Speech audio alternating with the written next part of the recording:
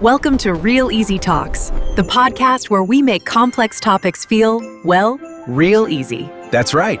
Hey everyone, welcome back to Real Easy Talks, your daily English practice. I'm Tom. And I'm Anna. If you're new here, subscribe so you don't miss our daily episodes. So Anna, how are you feeling today? Like really feeling? Honestly, a little nervous. I have a student who has a big job interview tomorrow, and I've been helping her prepare all week. Oh, that's intense. Yeah, her name is Sophia. She's from Colombia, and she's been looking for an office job here in Portland. Tomorrow is the interview, the one she's been waiting for. How is she feeling? Nervous. Really nervous. She told me her stomach has been doing flips all week. She can't sleep properly, and she keeps practicing her answers in the mirror. I totally get that. Job interviews are like standing in front of a firing squad, but with suits. That's dark, Tom. But it's true. You're just there waiting to be judged. And your brain is going, don't say anything stupid. Don't say anything stupid. And then you say something stupid. Every time. I remember my first real job interview at the design agency. I was so nervous my hands were shaking, like visibly shaking. Oh, no. And the interviewer asked me, "Why do you want to work here?" And my brain just froze, complete blank. I sat there for what felt like 10 hours. How long was it really? Probably 5 seconds, but it felt like forever. I could feel my face getting hot, my heart pounding in my chest. That's the worst feeling, when your body decides to panic exactly when you need to be calm. Exactly. And the funny thing is, I got the job. So even when you mess up, it's not always over. That's actually really encouraging. What about you? Do you remember your first job interview? Oh, definitely. For my teaching position at PCC, I practiced so much. I had answers ready for every question. But when I walked in, my legs felt like jelly. I thought I might fall over. Legs like jelly. And you know what saved me? The interviewer smiled. Just a warm, genuine smile. And suddenly I thought, okay, she's a human. I'm a human. We're just going to talk. That's a great way to think about it. And that's what we're talking about today. Job interviews, the nerves, the preparation, and how to survive them. Let's dive in. So, preparing for an interview. Where do you even start? Research. You have to research the company. What do they do? What's their culture like? What are their values? Exactly.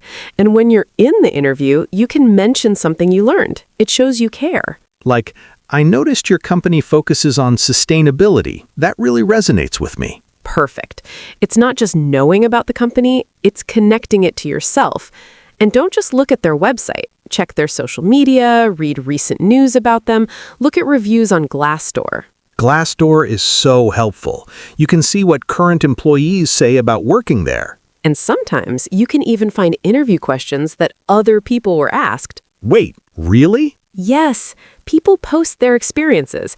It's not cheating, it's smart preparation. What about preparing answers? There are some questions that almost always come up. Tell me about yourself. Why do you want this job? What are your strengths and weaknesses? The tell me about yourself question seems easy, but it's actually tricky. How long should you talk? About 1 to 2 minutes. It's like a movie trailer for your career. Give the highlights, make them want to know more. I always ramble and tell my whole life story. I was born in Colorado, my parents are teachers, I had a dog named Max. They don't need to know about Max. Max was a great dog, though. Focus on your professional journey, what you've done, what you're good at, and why you're excited about this opportunity. What about the strengths and weaknesses question? That one always makes me sweat. How do you answer what's your biggest weakness without sounding terrible? Good question. The key is honesty, but smart honesty.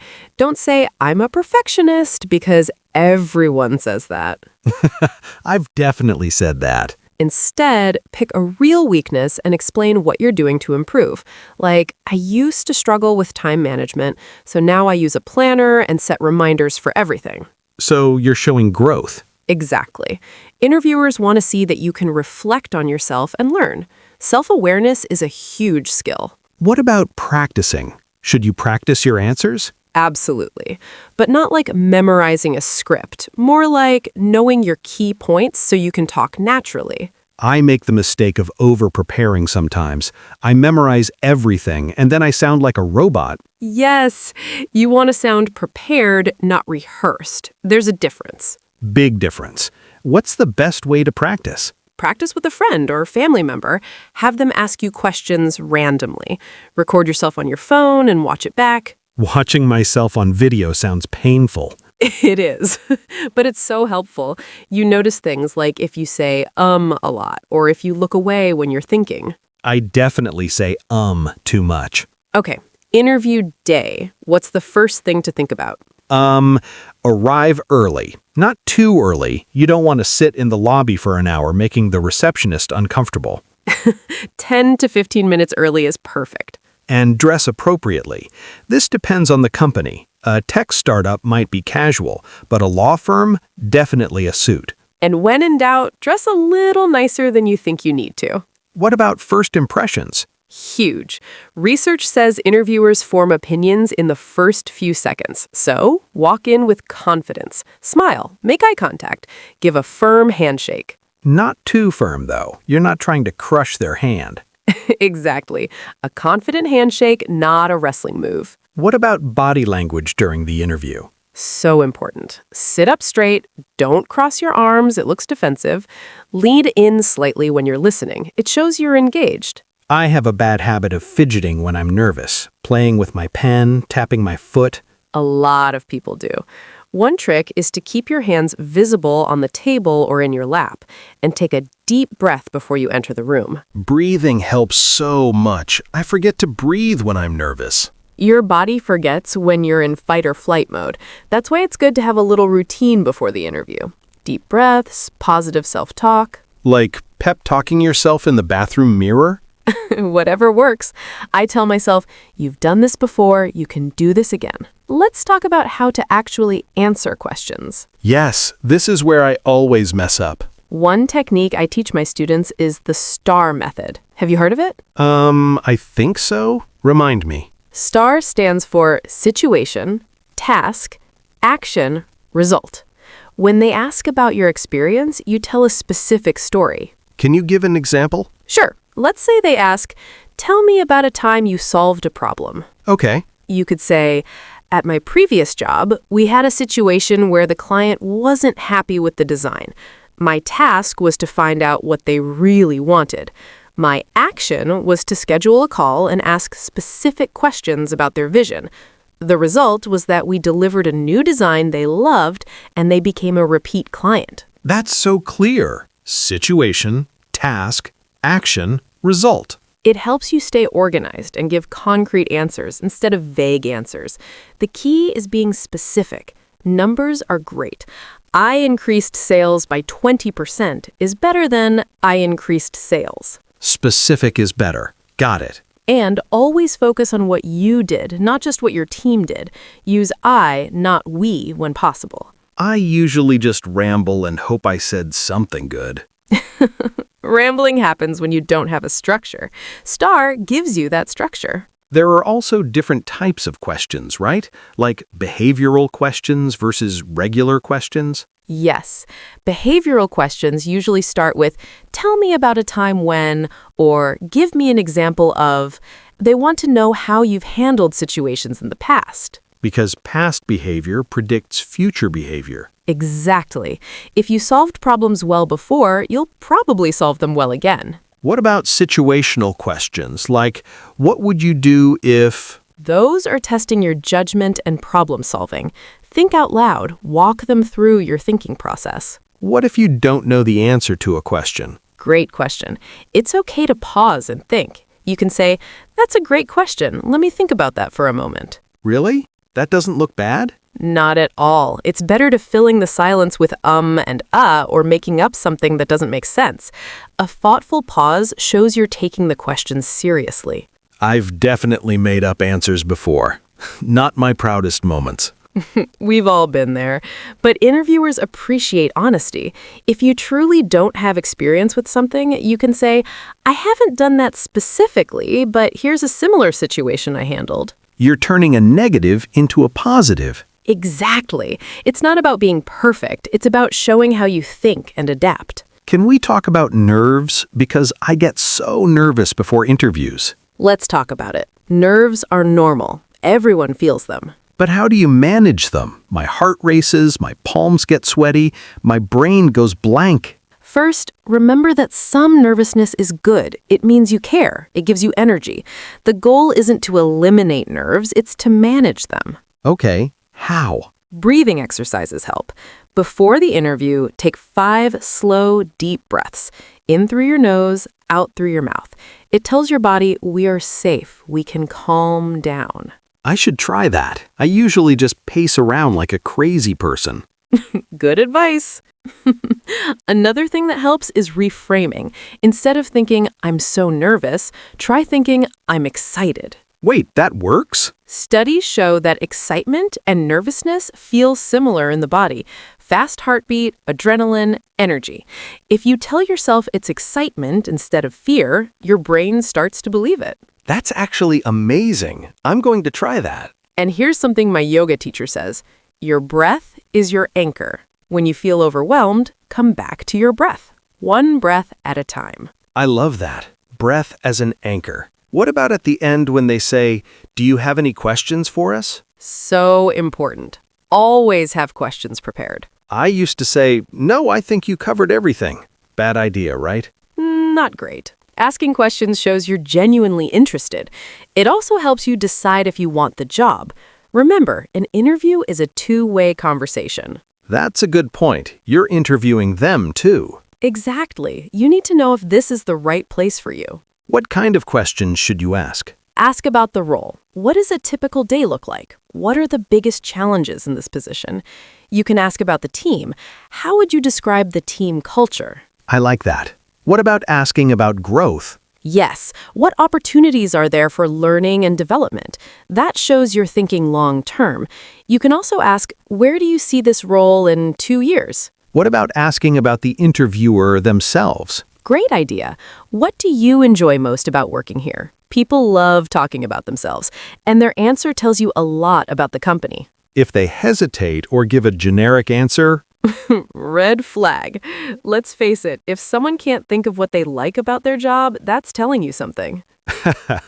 any questions you shouldn't ask? Don't immediately ask about salary or vacation days. That can wait for later in the process. And don't ask things you could easily find on their website. So, what does your company do? Exactly. That's a red flag. It says you didn't prepare. Noted. How many questions should you have ready? I'd say 3 to 5. You might not get to ask all of them, but it's good to have options.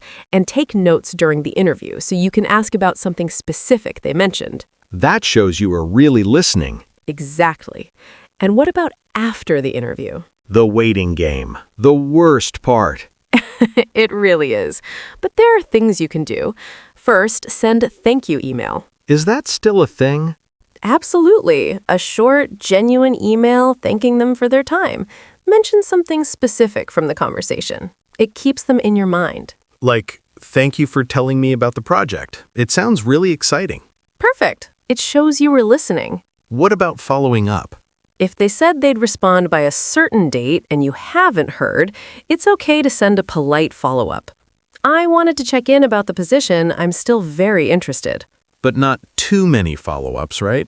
Right. One follow-up is fine. Multiple emails starts to feel intense. Desperate. We definitely don't want that. Okay, real talk. What if you don't get the job? It happens, and it hurts. You put yourself out there, you did your best, and you hear no. My inner voice goes straight to, I'm not good enough. What's wrong with me? That's such a common reaction. But here's the truth. Rejection doesn't always mean you weren't good enough. Sometimes you were great, but someone else was a better fit for that specific team or role. That's hard to accept. It is, but it's important. You can be qualified and still not get the job. That doesn't mean anything is wrong with you. How do you recover from rejection? Let yourself feel disappointed. That's normal. Then try to learn from it. If possible, ask for feedback. Is there anything I could improve for future interviews? Some companies do that, right? Some do, not all, but it never hurts to ask politely. And then? And then you keep going. Every interview is practice. Every rejection is one step closer to the right opportunity. I like that. Every rejection is one step closer. If you're listening and you've been rejected recently, please know you're not alone. Everyone goes through this. It's part of the process. Okay, let's review some important vocabulary from today. First up, interview.